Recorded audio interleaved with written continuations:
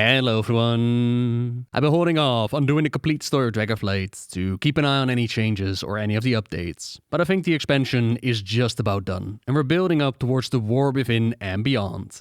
Before any of that madness unleashes, let's quickly recap what happened during Dragonflight. The world is healing. It is the year 40 in Azeroth as we begin our adventures to the Dragon Isles. Year 35 was when we went into the Shadowlands. We partied there for 2 years and then we had a time skip. For the first time, we've had a massive skip. In this case, 3 years, in which Azeroth basically stood still. There's been no major wars, no major events besides a wedding or two, giving some of the characters the chance to age a little bit, like Moira's child Gul'dan. The ending of Shadowlands saw the jailer attack Azeroth's soul directly and still lose the battle, giving us a dire warning. A universe divided would never be ready for what is to come. Who knows what he was talking about? Nobody seems to care or remember, as there's been no mention of it during the expansion. That rift that was opened by Sylvanas also automatically closed itself with the jailer's defeat. The world is healing, Alexstrasza tells us, but why now, what exactly changed, or what the details are of the world healing is not gone further into. What is important is that with the world healing, the Dragon Isles awaken and call the dragons home. The Isles have been hidden for over 10,000 years, but we gotta go further back for the start of that story. In the time where our aspects have united with Keeper Tyr and brought the corrupted primal dragon Galagrond low. They agreed to keep aiding Tyr and the Keepers with safeguarding Azeroth, and so they and many of their kind were transformed from primal dragons, or proto-dragons as we used to call them, into the different Dragonflights: black, blue, red, green and the bronze. But not everyone was keen on following the will of the Titans. A resistance rose up, led by the primal incarnates. Primal dragons that have gone through a deadly, unexplained ritual which greatly increased their elemental power. Virak, Iridikron, Razageth and Virnov. They would lead the opposing forces against the orderly way of the aspects, especially once they discovered that, in order to increase the dragon unit numbers, Primal X had been stolen from the wilds and converted into dragons, converted to follow the will of the domain of order. The so-called War of the Scaleborn played out. The Black Dragon Neltharion had always expected that war and conflict would come to them, so he prepared some special equipment, plans, strategies, and most of all the Dragfear, brutal dragon killers, embodying the might of all the flights into one, firmly under his control with the use of Oathbinder. They were so loyal to him though that he most likely didn't need to use the gauntlets, but Neltharion was not the trusting sort. Not surprising, when you got the whispers of the old gods in your mind, convincing you that you're worthless, that you're going to fail, that you can't trust anyone. They had him crawl like a whelpling in his lair, but none knew of his struggles. None knew of his secret war, and that would be the start of his downfall. Razageth attacked when she discovered Neltharion's secret troops and aimed at his gauntlet. With control lost, the tide of battle quickly turned. He gave in to those whispers, the powers of the void, and locked Razageth away. That still left his Dragfear though. There would be a ways to just discard them, but he also couldn't keep them around like this. They knew far too much and were no longer fully under his control.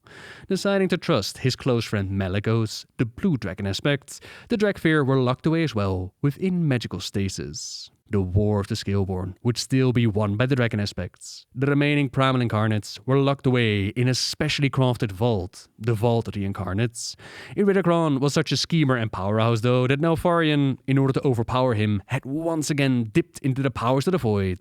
All the same, victory was earned, dragons ruled supreme, and time passed on. Then the next major event, that would be the War of the Ancients, over 10,000 years ago. The Burning Legion trying to claim Azeroth, with Neltharion giving into the void, showing all the madness of Deathwing. He managed to convince his fellow aspects to give up a portion of their power into the Dragon Soul, or more accurately named the Demon Soul, as Neltharion never made a sacrifice. And while the disc proved super effective against the invading Legion, the mad aspects also turned it on the defenders, and even his fellow aspects. The war was still won, but not without a price. The blue Dragonflight was nearly wiped out. The black Dragonflight would be hunted to near extinction.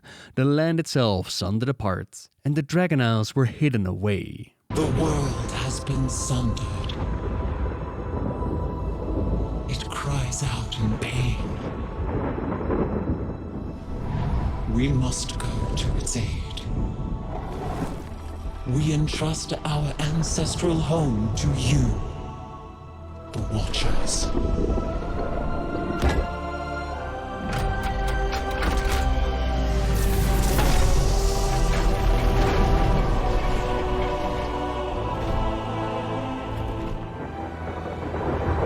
Let the land slumber, hidden even from our own eyes.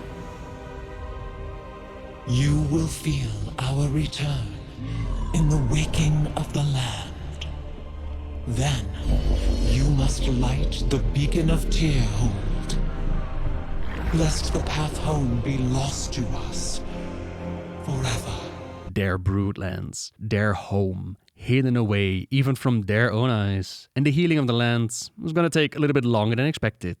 Some in that time span were put asleep on the Isles, like the Keepers and the Jardin, whereas others, like the Centaur and the Tusker, they just lived their lives as normal. Even the draconic caretakers, they kept up with their duties, hoping for the day that the aspects would return. Meanwhile, on the outside, life's been pretty rough for the dragons. The Blue Dragonflight had to deal with Malygos going insane after the War of the Ancients, regaining said sanity to then start the Nexus War and be taken out. Kalecgos has taken over from him as aspects. The Green Dragonflight had to deal with Ysera getting corrupted by the Emerald Nightmare and then taken out. Her daughter Marifra has taken over, while Ysera's spirit has been bound to Ardenweald, one of the domains of death. Then the Red Dragonflight had to deal with Queen Alexstrasza getting enslaved, and many of the consorts of the Lightbinder had passed away. The Bronze Dragonflight knows the moment of demise, and their leader Nosdormu always fears the day that he will become his infinite counterpart. He will become Moruzand. And then the Black Dragonflight. They had to deal with Deathwing's madness and the near extinction of their flights. Victory against it did not come without great sacrifice. The aspects got their powers back from the disc, only to use it at the end of the Cataclysm to defeat Deathwing once and for all. Not all is lost though. Hope is still on the horizon. Rephion has risen up, spent years studying the corruption of the old gods, knowledge that allowed him to protect his brother Ebonhorn and defeat the old god N'Zoth. And then there's also Sibelian, a black dragon that's been stuck in Outland for quite a few years. As I said, time has not been kind to the dragons. In fact, they've barely managed to stay together. But now, in the current time period, all can hear that call to come home. The world is healing, the Isles awaken, and so too do the elements. Somehow, the Primalists, the faction that stood with the Primal Incarnates during the War of the Scaleborn, they're still around, and they're now being called to the Forbidden Reach by Raszageth to set her free. At the same time, the Dragfear are also released from their magical slumber, and while they try to stop the Primalists, Raszageth is still released. Worries for later. And some of the Dragfear decide to join the Alliance. Some of them join the Horde. Some decide to travel themselves to see where they can help out. And then there's the Sundered Flame. Those that would never again follow the will of the aspects. They had done nothing but be loyal, and all they got for their efforts was a long nap underneath the earth. They will have the part to play later. First, it's time to explore the Dragon Isles, make some friends, take out some enemies, with the main goal of dealing with the problems of the different Dragonflights to hopefully re-empower the aspects and get them back at full power. The War of the Scaleborn was barely won in the past, and that's when they were at full power, and little did they know that Neltharion had to cheat and use his void powers. If we hope to stand a chance against Raszageth, the aspects must return. And so, the Waking Shores had us deal with the groundwork of the Red and the Black Dragonflights. Alexstrasza and the Reds saw Raszageth on the attack, putting their life pools in danger, so we stopped them, while the Black Dragonflights fought against the Jardin to reclaim their Obsidian Citadel. Rephion envisioned himself as taking over as aspect of their flight, but little did he know that Sibelian also felt the call of the Isles, returned with a bunch of other black dragons, X included, and he also envisioned himself as leader of their flight. While their base was secured, the decision on who was gonna get that title was gonna be sorted later. The Onaran Plains holds the story for the Green Dragonflight, who used to have an allegiance with the Centaur of the region. One of the Centaur tribes is in league with the Primalists and fights against the rest of their kind, while setting their sights on gaining entry into the Emerald Dream. We help secure the land and reaffirm the allegiance of Centaur and dragons. The Azure Span holds the story of the Blue Dragonflight, with a minor side story of gnolls diving into the powers of decay, but that story didn't really go anywhere, so maybe something for the future. The primary focus is on Kalecgos and his family. He had ordered his family, the Blue Dragonflight, to find their own destiny in the world after the events of the Cataclysm, and while the Wormrest Accord, the Aspects and their flights still held somewhat of an allegiance with each other, it wasn't exactly strong, despite Caelic's best efforts at keeping them together. In the Azure Span, he finds a simulacrum of Sindragosa, former mate of Malygos, who you might recall fighting in Icecrown Citadel. That was her deceased undead resurrected form. This is like a cookie, a memory stored in their archives before the War of the Ancients. From her, he learns more about what it means to be aspect of their flight. While a Tusker, they teach him about what it means to be a family, because of course, that's what it's all about. Taking on Raszageth will require more aid of the flight, but only those that the Broken Isles have answered his call for now. It is a start. Raszageth is pushed away, but more work will be required. Then the final zone, Tel Dresses, is where we keep the capital of Veldraken. But not everybody is pleased with the aspects coming back and just taking over. 10,000 years have passed after all. 10,000 years in which they took care of the land. They called it home. Who are these dragons to just walk in and take what is theirs? A conflict that plays out a little bit in the shadows, has a small rebellion rise up against the returning aspects, but ultimately is quashed by the Queen in a questline where it hadn't even occurred to the Queen that the rebels didn't think that they needed the dragons. Now outside of the capital, we deal with the Bronze Dragonflight and Nosdormu's inevitable fate. The Infinite Dragonflight thinks that the time has come to push him onto this path, but we do whatever we need to do to stop this, and while successful in the moment, Nosdormu knows what is to come. Chromie is not going to give up though. A story for later, as for now, once we're done in the leveling zones, we focus on Raszageth again, who's found the location of the Vault of the Incarnates. While Alexstrasza had hoped that by dealing with the issues of the flights, reactivating the O-Stones, we could restore the Aspect's power. Turns out, it wasn't going to be quite that easy yet. Still, Raszageth will have to be stopped, so mortals provide their assistance, enter the vault and end Raszageth's life.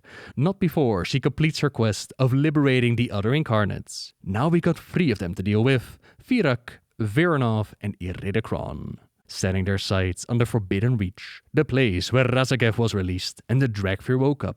With Raszageth gone, the storm she placed on the area disappears as well, and the Incarnates fly in to collect the coordinates to Neltharion's hidden laboratory. We also learn more on the Dragfear's history, and we see Skill Commander Emberfall make the clear choice of not holding on to their legacy or their past. They do not have to be what Neltharion envisioned them to be, nor do they have to give themselves over to revenge. She's gonna carve out a new path for the people with Ebonhorn's support, while Sarkareth and the Sundered Flame, they do the opposites, believing they have a claim to Neltharion's legacy.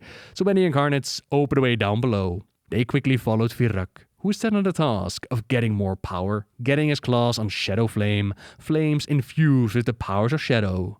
Meanwhile, Viranov and Iridikron, they went off towards other plans, so we traveled downwards to stop Virak and expose Neltharion's dark history. Now, despite spending many years researching the old gods, ways to fight them, ways to counter their corruption, and despite knowing the clear history of his father, Rephion is still taken by surprise by the whispers of the void.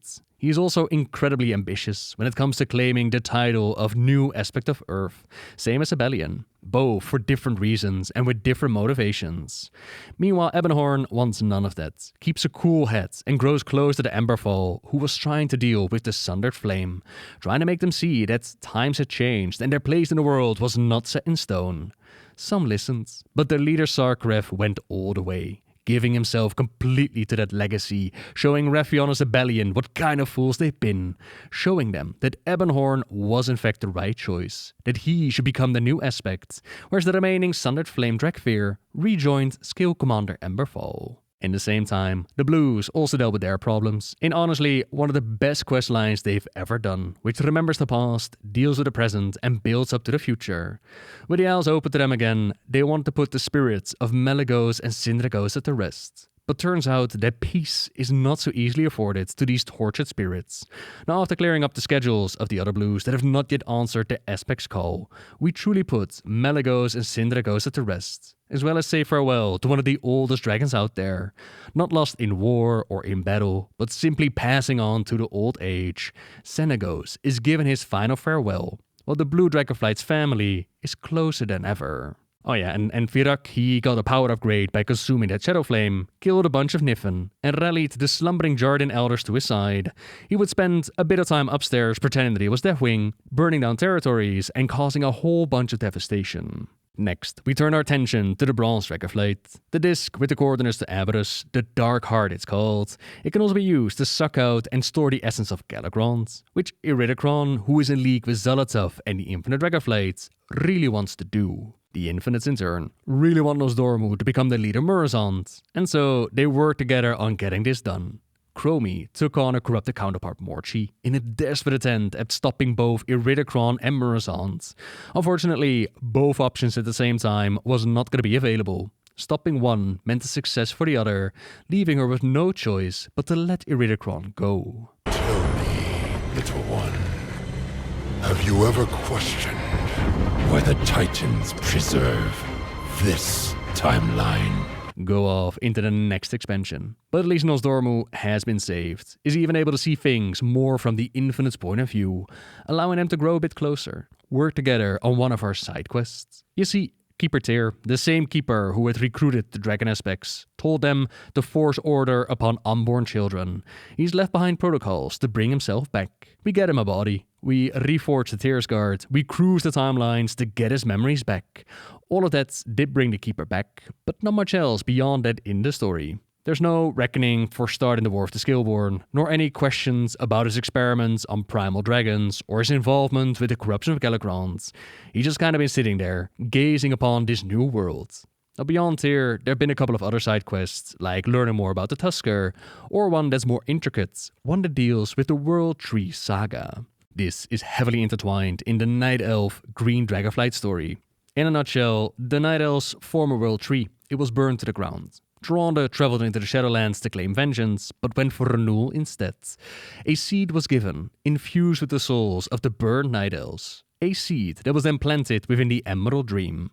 Marifra has been the aspect of the Green Dragonfly for a while now, and yet Ysera is still taken out of the Shadowlands and brought back to Azeroth to reassure and guide her daughter in that role of aspects. To make this happen, Malfurion had to take Ysera's place within the Shadowlands. And now, with Virak's empowerment, the Emerald Dream and the new World Tree of Mirdasil are under threat once again. Allied to the Druids of the Flame, Virak has easy access into the Dream. But with Iridikron gone and the Shadow Flame pushing Virak to greater extremes, Verna thinks that this is not the way. Decides to join our side. Over 20,000 years of war is smoothed over off-screen, while Rephion invites her to join him on a diplomatic mission, bringing the Nether Dragons of Outland and the Storm Dragons of Stormheim into the fold. Azeroth unites to guard the Dream and the future of the Night Elves. Virak is defeated. No trees are burned this day, and as a bonus, the aspects are re-empowered. A little unexpected gift from Azeroth. Our spectral powers have returned? This is not the Titan's magic.